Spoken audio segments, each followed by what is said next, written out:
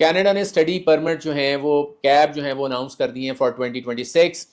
Total जो cap है student visa का वो है 408,000 परमिट्स जो है वो इशू किए जाएंगे 2026 में। This is 7% less than 2025 and 16% less than 2024।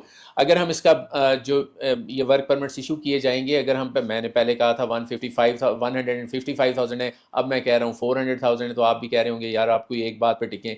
भाई 155,000 इंटरनेशनल स्टूडेंट्स के लिए हैं, 253,000 जो हैं जो जिनको एक्सटेंशन देनी है जो कनाडा के अंदर मौजूद हैं उनके लिए हैं।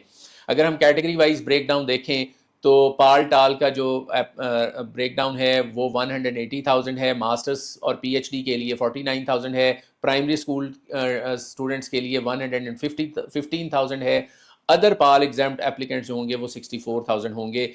और जनवरी 2026 से मास्टर्स और पीएचडी के स्टूडेंट्स को जो है वो इसकी पाल टाल की रिक्वायरमेंट जो है वो नहीं है। अगर हम इसकी प्रोविंशियल डिस्ट्रीब्यूशन देखें तो Ontario 70,000, British Columbia 24,000, Alberta 21,000, Quebec 39,000, Manitoba 6,000, Saskatchewan 5,000, नोवा स्कॉशिया 4,000। मैंने ऐसे ही एक वो कर दिया, अदरवाइज थोड़े नंबर ज़्यादा हैं लेकिन राउंड ऑफ कर दिया है।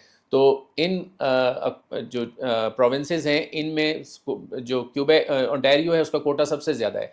लेकिन देखिए हमने देखना ये है कि आपका पर्पस सिर्फ स्टडी करने जाना है या स्टडी करके आपने बाद में परमानेंट रेजिडेंसी भी लेनी है। अगर पीआर आपका पर्पस है तो then I would highly recommend कि आप एक ऐसे प्रोविंस में जाएं जो पीआर फ्रेंडली है, जो आपको कल को नॉमिनेशन दे सके। अदरवाइज आप स्टक हो जाएंगे, फिर वहाँ पर लोग परेशान हो जाते हैं, चले ब्रिटिश कोलंबिया गए या ओंटारियो चले गए और बाद में परेशान होते हैं कि जी हमें नॉमिनेशन नहीं मिल रही। सो इन चीज़ों को अवॉइड करना चाहिए और किसी ऐसे प्रोविंस में जाना चाहिए जहाँ पर स्टडी हो, वर्क परमिट मिले and that during that work permit आपको या इवन स्टडी के बाद भी जो है वो आप कैनेडियन एजुकेशन के पॉइंट्स क्लेम करके शायद एक्सप्रेस एंट्री में जा सकें या शायद आपको प्रोविंशियल नॉमिनेशन की तरफ कोई अपॉर्चुनिटी मिल जाए। सो बड़े प्रोविंसेस को फोकस करने की बजाय, पॉपुलेशन वाइज बड़े प्रोविंसेस को फोकस करने की बजाय छोटे प्रोविंसेस की तरफ जो है वो आपको देखना चाहिए। Thank you.